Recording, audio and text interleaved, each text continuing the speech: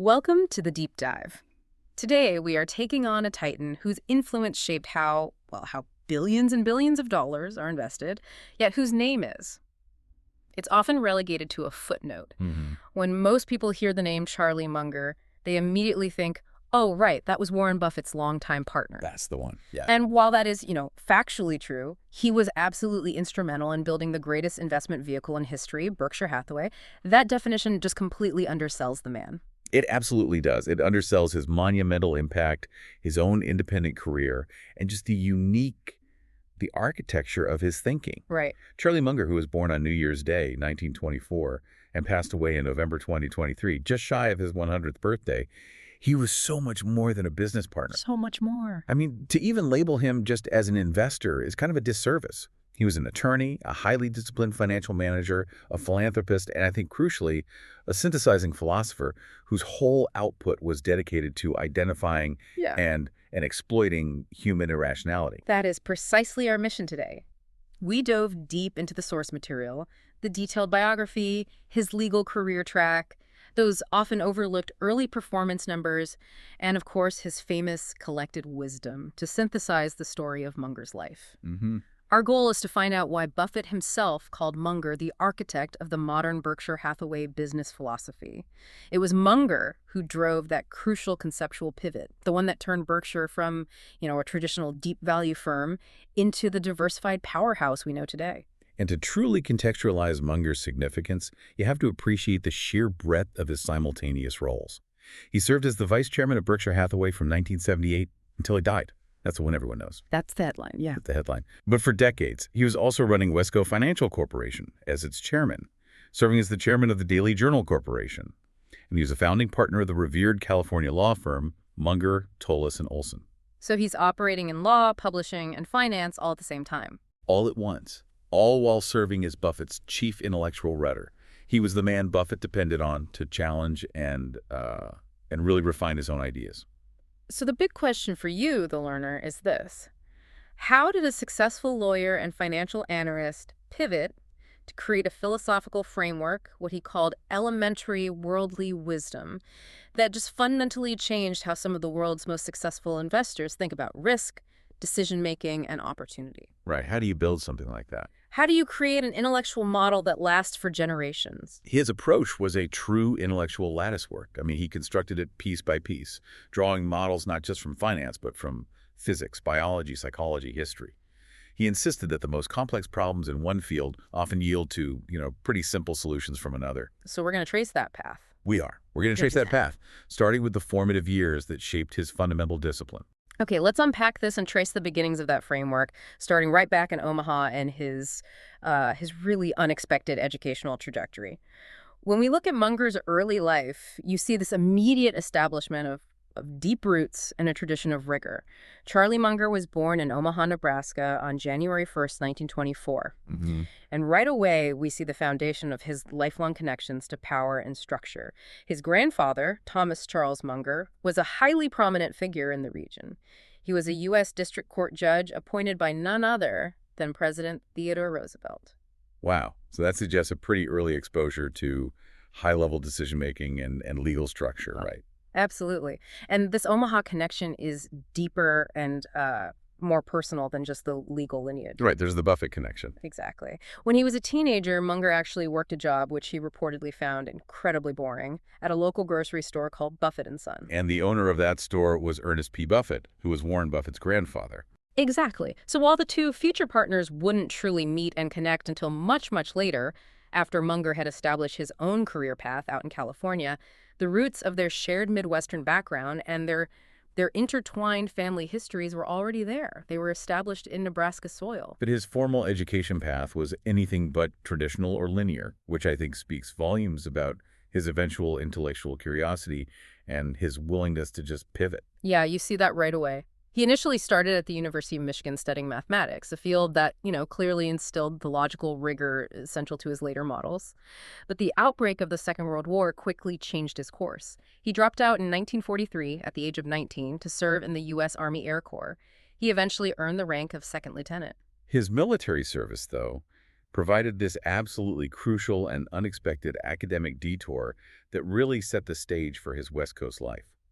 How so? Well, Munger received a notably high score on the Army General Classification Test, which was a standardized psychological and aptitude test they used to determine assignments. Okay. And this high score led to him being ordered to study meteorology at Caltech in Pasadena, California. And Pasadena ended up becoming his adopted hometown.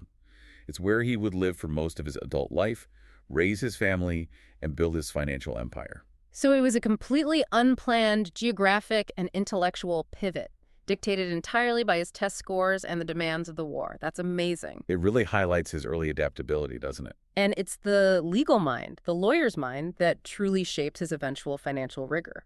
After the war, he hadn't completed his undergraduate degree, having dropped out of Michigan, but he was determined to apply to his father's alma mater, Harvard Law School, one of the most prestigious legal programs in the world. The audacity of that, even back then, applying without a completed undergrad degree, it was just immense. Yeah. And he was initially rejected by the dean of admissions for that exact reason. Of course. But here's one of those great early anecdotes that confirms the value of, relationships and tenacity.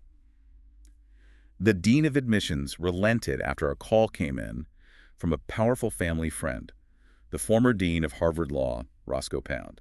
A pretty good person to have in your corner. A very good person. Munger was admitted, and once he was given the chance, he absolutely excelled.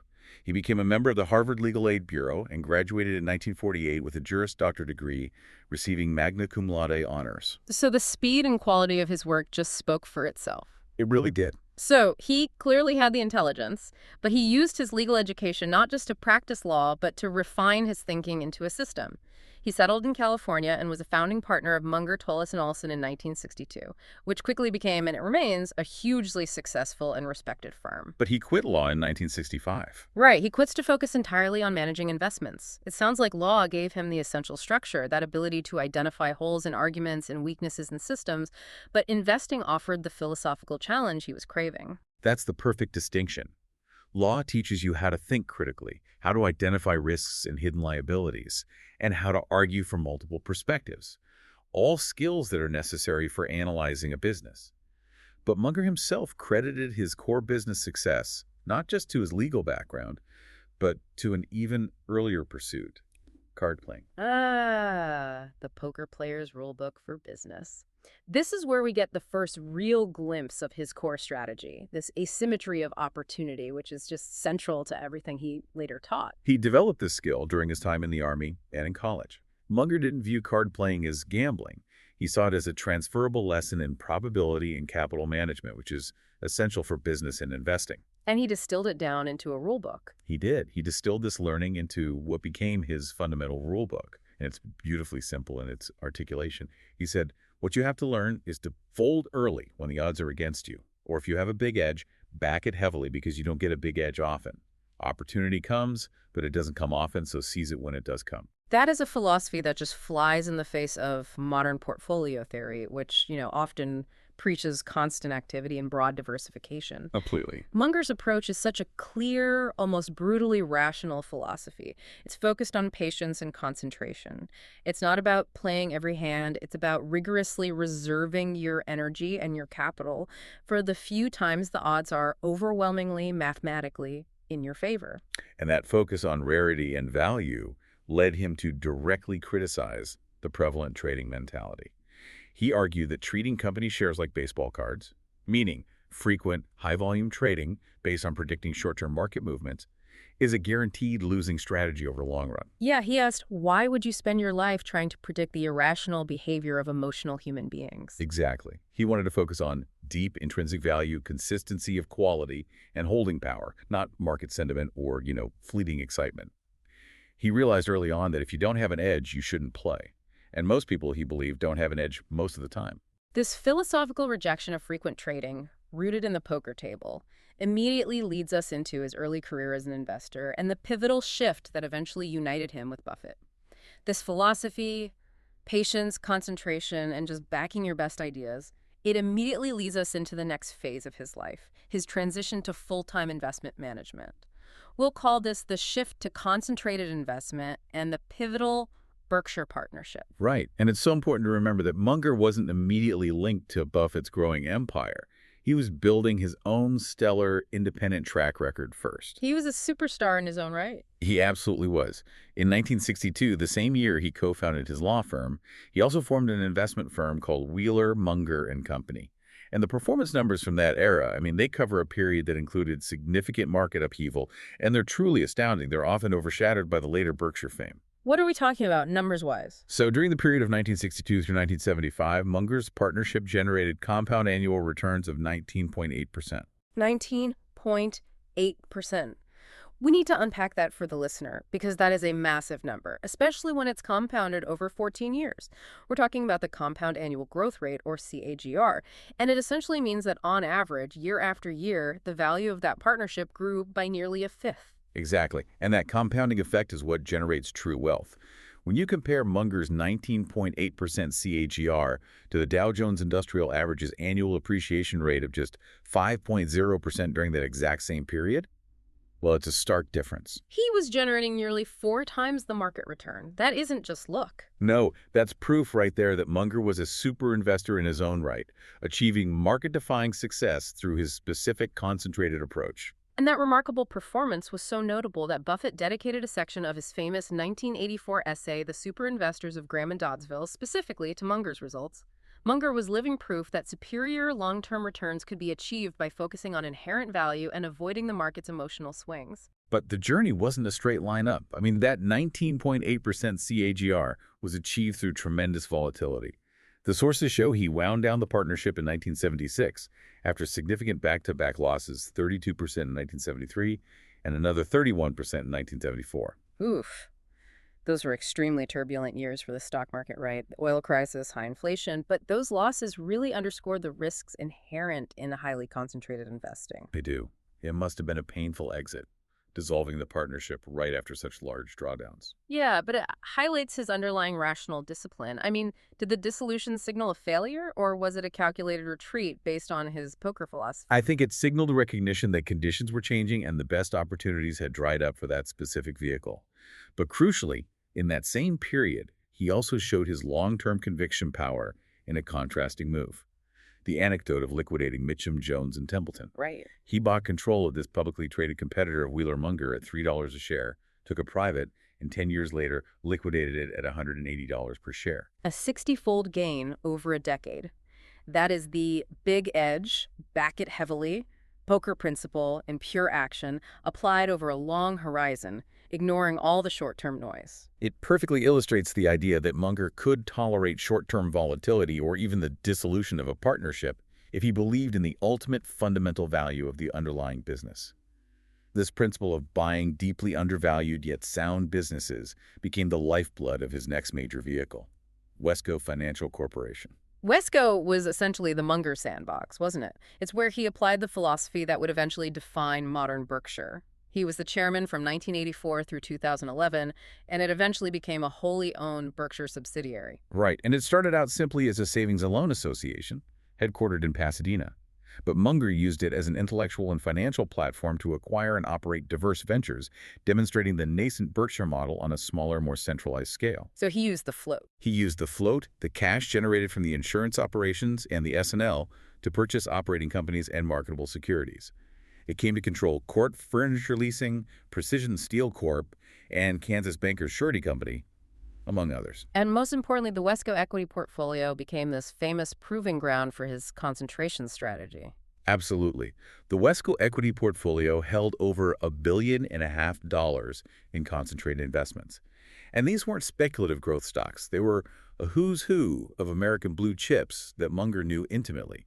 Coca-Cola, Wells Fargo, Procter & Gamble, Goldman Sachs. Kraft Foods, U.S. Bancorp. All of them.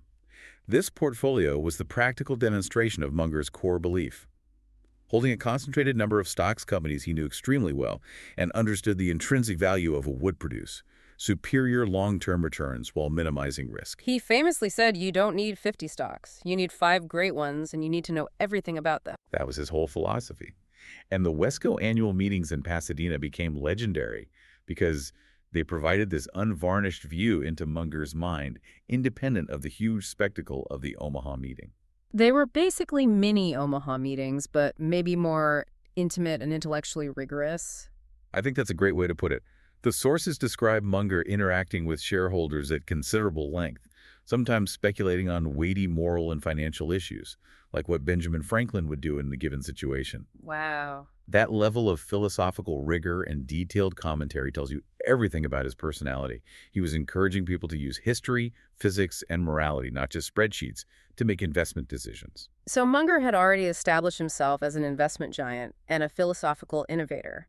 How did this intellectual powerhouse ultimately connect with and reshape Warren Buffett's strategy? The ultimate partnership began, as many great things do, very simply. Munger met Warren Buffett over lunch at the Omaha Club, and as the story goes, the two began talking about investments and never stopped. They just clicked. They found they were intellectual soulmates who complemented each other perfectly. Munger formally joined Berkshire as vice chairman in 1978.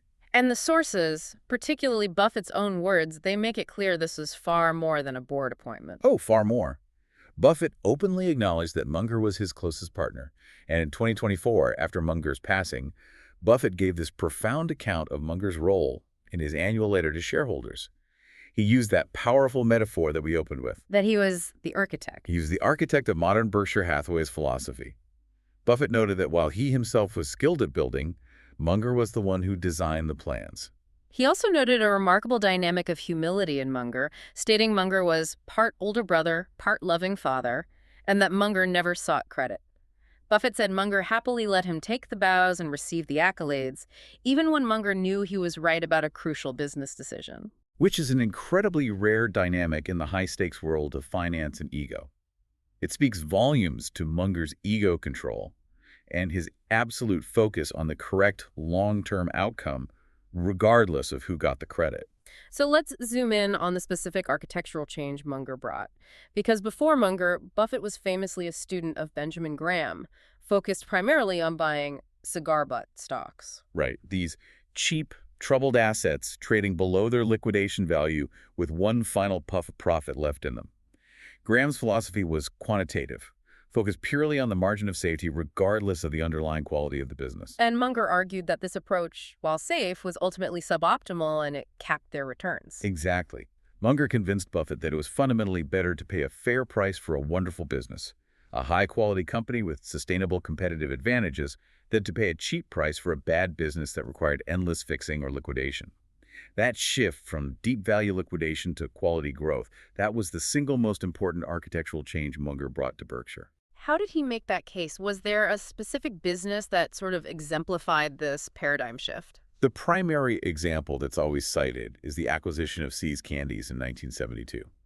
Buffett initially resisted because the owners wanted $30 million, which, based on the book value and Graham's strict metrics, seemed way too expensive. Okay.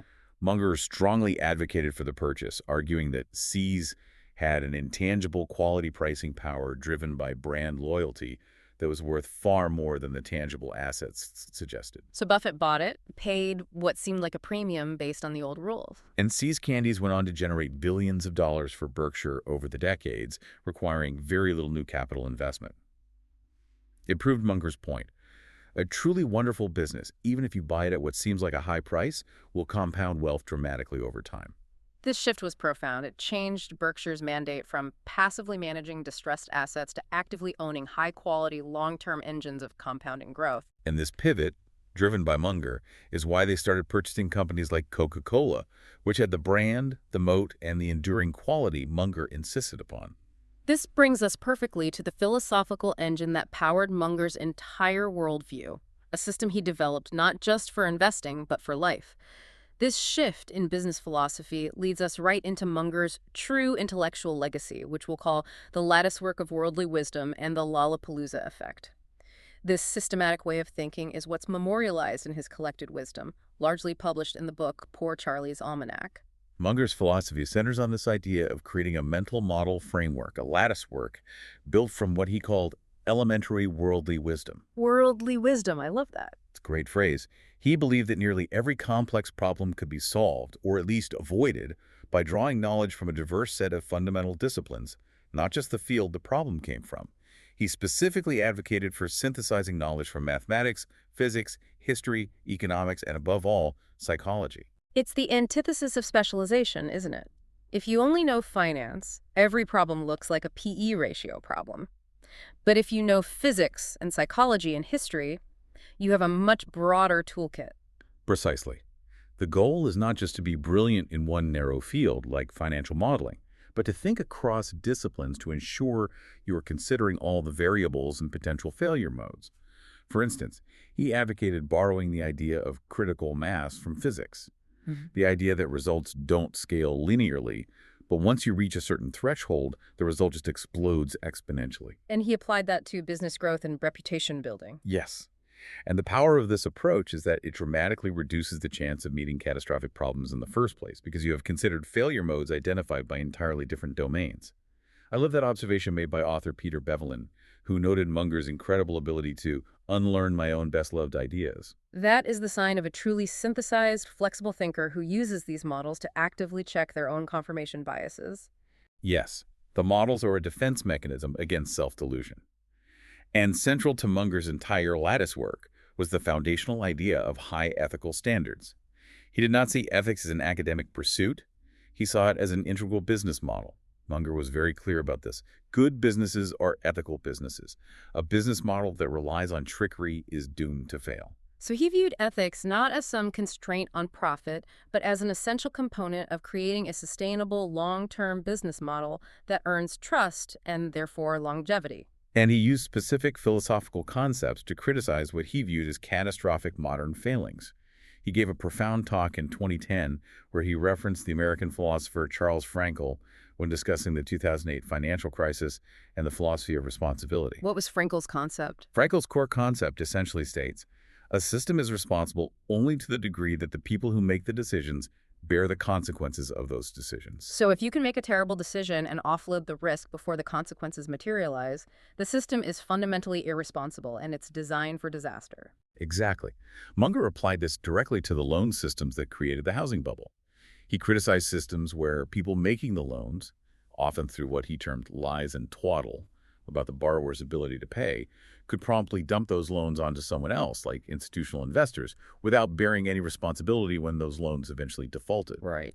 To Munger, that was an amoral, irresponsible system that was guaranteed to fail spectacularly because the feedback loop of consequences was broken. That focus on systems designed to break down is fascinating, and it brings us to the concept that Munger is perhaps most famous for coining and defining, the Lollapalooza effect.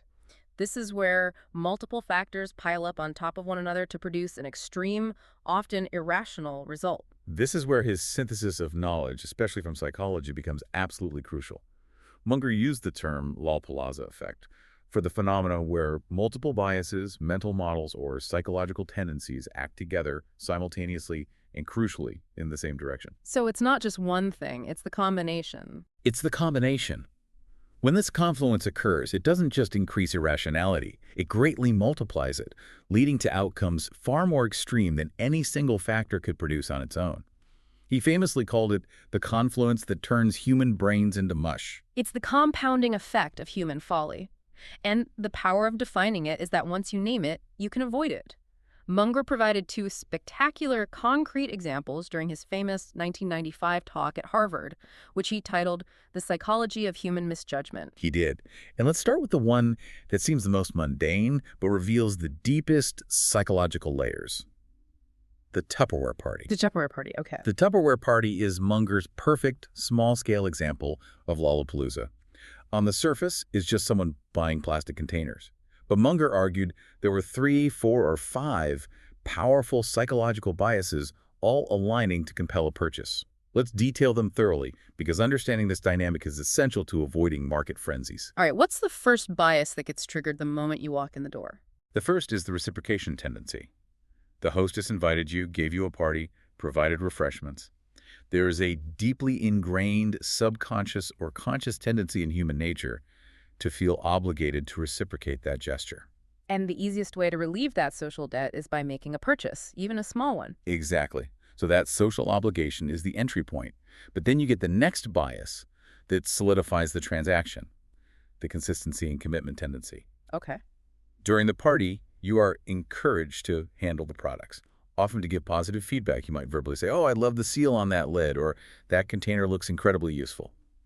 Munger noted that once people publicly commit to a view, even a small trivial one, they feel a powerful psychological pull to maintain consistency. So making a purchase is the ultimate consistent action that reinforces the positive public statements you have already made. You don't want to contradict yourself by walking out empty-handed. Exactly. But the party setting introduces a third massive factor: social proof. If others around the table are buying, that signals that buying is the correct, normalized, and desirable behavior. The buyer looks around and sees validation for their choice in the actions of their peers. And often in that sales environment, there's an element of authority bias or maybe liking tendency. The hostess is a friend, someone you like and trust, which further lowers your internal resistance to buying. Absolutely. The triad of reciprocation, commitment, and social proof, amplified by liking, working together, creates a Lollapalooza effect. That compounding pressure makes it incredibly difficult for a normal person to maintain strict rational judgment. The combined psychological force is far greater than the value of the plastic containers themselves. Now, let's apply that idea to something more complex and potentially ruinous: the financial market. The other example Munger used is even more visceral and speaks directly to market frenzies: open outcry auctions. Open outcry auctions are textbook Lollapalooza. They're a perfect financial analog to the Tupperware party. They combine multiple biases that specifically encourage people to overpay wildly for assets. Again, you have social proof. The frenetic environment of others bidding means the item must be highly valuable, and reciprocation, the tendency to immediately respond to the previous bidder to maintain your position in the fight. You also have the commitment tendency here, just like Tupperware. Once you've committed to bidding once, twice, or 3 times, there's a sunk cost element that makes retreating feel like a failure. But the key element, the one that drives the action over the edge into true irrationality, is the deprivation superreaction syndrome. This is Munger's name for what is often called loss aversion, but amplified. This is the sense of loss of what the person believes should be or is theirs, the item they want. The fear of losing the item to a competitor drives increasingly irrational bids. So the fear of missing out, FOMO, combines with the commitment to the price already paid and the need to follow social proof, creating a frenzy where rational valuation just flies out the window. Precisely. And Munger's practical advice regarding this entire Lollapalooza cluster was simple and direct. Explicitly, do not attend such auctions. He advised recognizing the psychological setup and opting out entirely, because your rational brain is likely to turn to mush. Whether it's in a living room selling Tupperware or on a trading floor chasing a hot stock, the lesson is the same. The lesson is the same. When you see multiple psychological pressures aligning in one direction, extreme irrationality is the highly probable outcome. That is the essence of worldly wisdom, knowing how your own mind is wired and designing systems like avoiding auctions to protect yourself. That's a powerful tool for self-protection. It's a remarkable legacy built on avoiding folly as much as seeking brilliance. Munger's success wasn't just about constructing this rigorous lattice work, it was also about how he used his voice. And that brings us to his most provocative views, a fascinating intersection of his caution and his architectural legacy. Munger, despite his enormous wealth, was famous for his personal modesty and caution. He was indeed. Munger lived in the same relatively modest California home for 70 years, often pointing out that it was a simple, practical house. He credited his success and his impressive longevity living to 99 to a long-held sense of caution and, maybe more humorously, the ability to avoid all standard ways of failing. He viewed life, like investing, as a game of avoiding unforced errors. Exactly. And he had a very critical, almost philosophical take on the wealthy who pursue ostentatious lifestyles purely for status. He advised strongly against envy and against the modern compulsion to overspend your income, arguing that people who build really fancy houses become less happy, not happier. He believed that excessive material consumption created complexity and social pressure that undermined true contentment. But while he was personally modest, his opinions on modern finance were anything but quiet. Munger was arguably the most fiercely outspoken critic in the financial world, particularly regarding speculative trends that he believed exploited human psychological weaknesses, those Lollapalooza setups. Oh yes, his stance on cryptocurrencies was not just skeptical. It was legendary for its brutality and its visceral language. He did not hold back. He employed some extremely vivid and deliberately shocking language to make his point clear.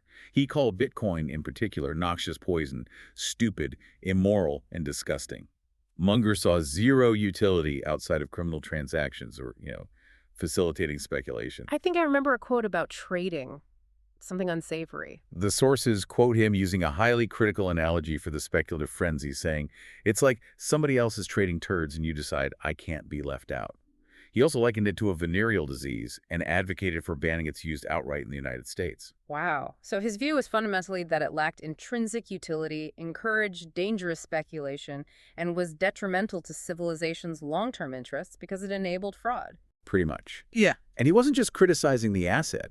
He was critiquing the entire system around it, arguing that its success was based on selling hope to people who couldn't afford the risk. And he didn't spare the intermediaries either, turning his criticism sharply to the brokerage app, Robinhood. What was his problem with Robinhood? Munger argued that Robinhood's success relied entirely on catering to the gambling instincts of the public, not their rational investment interests. He fiercely criticized the commission-free trading model that encourages 30 or 40 trades a day by selling customer order flow. So he felt this system deliberately leveraged the biases of immediacy and commitment, making it another prime Lollapalooza setup designed to exploit the very people it was claiming to help. Exactly. His hope, stated clearly, was that we don't have more of it. He viewed it as a corrosive force against sensible long-term saving. It's interesting how Munger's systemic rational thinking led him to some unexpected conclusions outside of traditional investment debates. While he often aligned with conservative financial principles, he held some surprisingly unconventional political views. He did. He stated openly that he was not a normal Republican. He was a strong advocate for fundamental reform of the U.S. healthcare system, advocating for Medicare for all as a necessary fix. That's not what you'd expect. Not at all. He called the current American system insane and a national disgrace, praising Singapore's single-payer system as a superior model that achieved better outcomes at a lower cost. This shows that the same rational calculus he applied to evaluating high-quality businesses seeking efficiency, quality, and low cost sometimes led him to conclusions that defied traditional U.S. political labels. If a system was obviously inefficient, regardless of ideology, Munger was going to call it out. He was. Now, we have to discuss the final and perhaps most controversial aspect of his legacy, his architectural philanthropy. Munger had no formal architectural training, but he became heavily involved in building designs, particularly university dormitories, often using his significant financial donations as leverage for implementing his specific plans. This is a perfect real-world illustration of how Munger's intense self-confidence, his certainty that he had found the correct, most rational way to solve a complex problem, sometimes clashed dramatically with professional, established expertise. Right, because he believed in his lattice work, he believed he could apply psychological and efficiency models to any problem, including architecture. And he would often donate massive sums to universities on the precondition that they follow his architectural blueprints exactly. This philanthropic model yielded results at major institutions, right? In 2004, he gave over $40 million to Stanford for the Munger graduate residence. He also made a massive $110 million gift to the University of Michigan in 2013 for their Munger graduate residences. And the key design aspect of both was maximizing the density of single-occupancy rooms and shared common spaces. The intent behind this design was always noble and flowed directly from his philosophy. He wanted to design physical spaces to encourage the interdisciplinary thinking, the lattice work, that defined his own success. So he's trying to build a community of scholars who would talk to one another and cross-fertilize ideas. Precisely. Similarly, he gave $65 million to UC Santa Barbara for a residence building for the Kavli Institute for Theoretical Physics, again with the explicit design goal of bringing physicists together to solve problems. But this philosophy reached a critical breaking point with the UCSB controversy, focusing on the proposed Munger Hall, which became a globally recognized case study in philanthropic tension. The controversy began in March 2016 when Munger announced an extraordinary $200 million gift to UC Santa Barbara, conditioned entirely on the construction of Munger Hall, an undergraduate dormitory designed by Munger himself. The proposed building was colossal, a 1.68 million square foot megadorm designed to house up to 4,500 students. And its most contentious signature feature: the inclusion of over 90% windowless bedrooms and common areas. A lack of natural light in a student dormitory became the hill Munger chose to fight on, primarily for reasons of efficiency and density. What was Munger's rationale for this design? How did he defend it? Munger argued that his design maximized two crucial elements: affordability and privacy. By eliminating individual exterior windows and routing all light into shared common areas and central light wells, he could achieve an unprecedented density of private, single-occupancy bedrooms. He believed that single rooms fostered focus and privacy, which students needed, and that the density encouraged interaction in the shared social spaces, forcing that community of scholars he idealized. He reportedly claimed the windowless rooms felt like luxury cabins on a cruise ship. He did. But the backlash was severe and came from the professional architectural community, culminating in the resignation of a key university professional. Right. In 2021, architect Dennis McFadden resigned from the university's design review committee after 2 decades of service, publishing a scorching letter that detailed his opposition. He called the design unsupportable as an architect, a parent, and a human being. That is a staggering public rebuke.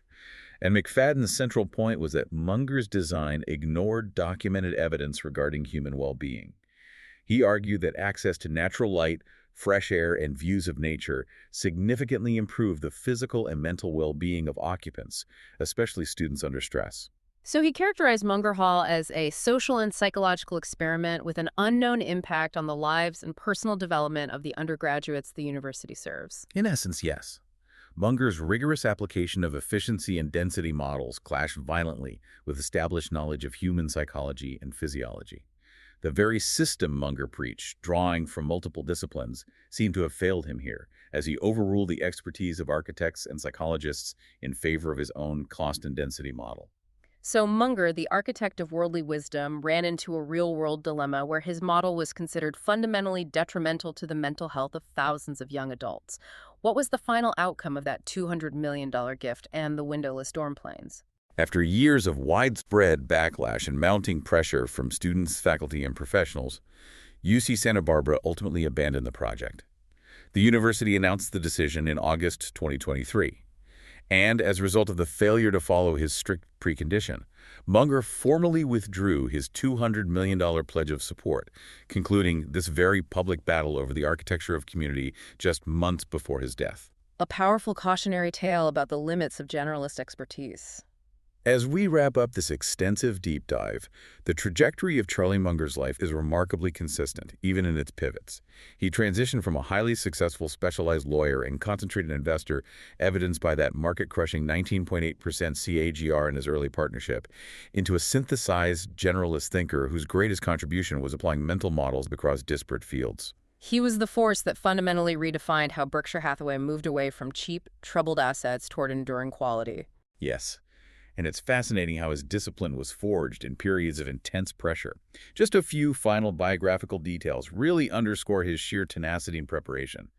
In his 50s, Munger had a failed cataract surgery that rendered his left eye completely blind. Due to severe pain, he had that eye surgically removed. Oh, wow. But the crisis deepened when doctors later warned him that he had developed sympathetic ophthalmia, which is a rare, severe inflammation that risks blinding the remaining healthy right eye. That is a terrifying diagnosis. It is. And Munger's response was a perfect reflection of his lifelong habit of preparing for the worst-case scenario. When faced with the possibility of total blindness, Munger immediately started taking Braille lessons. He was preparing to continue his life and work reading and thinking, regardless of his physical condition. Thankfully, the eye condition eventually receded, and he retained his sight for the rest of his life. But that story truly embodies the spirit of preparing for the worst while hoping for the best. He truly embodied that rational resilience until his death on November 28, 2023, at the age of 99. The core takeaway for you, the learner, if you distill Munger's entire life, is that success stemmed not just from acumen, but from caution, consistency, and an ethical foundation that ensured longevity. He believed most people fail not because they are stupid, but because they are emotional and inconsistent. Right. His fold early, back it heavily poker principle is the essential lesson for seizing truly asymmetric opportunities when they finally appear. Exactly. Finally, we leave you with one last provocative thought about Munger's unconventional definition of responsibility regarding wealth transfer. Munger, despite being one of the world's great philanthropists and Warren Buffett's closest associate, notably did not sign the Giving Pledge, the highly publicized commitment started by Buffett and Bill Gates to give away the majority of one's wealth. His reasoning was highly illuminating and speaks volumes about his deeply personal and sometimes contradictory ethical framework. When asked about the pledge, Munger explained that he couldn't do it because he had already transferred so much to his children that he had already violated it. So he prioritized generational family wealth transfer and security for his descendants over the formal public commitment of the pledge to non-family charities. He did. So what does Munger's choice to define responsibility as providing maximum security and financial transfer to his own descendants tell us about his deeply held but often unconventional definition of success and responsibility? Does it reflect the ultimate consequence of the Frankel philosophy, where he felt most responsible to the people immediately under his care? That's something worth mulling over, especially when considering the purpose of inherited wealth. We invite you to take that wisdom and add it to your own intellectual lattice work. Thank you for joining the deep dive.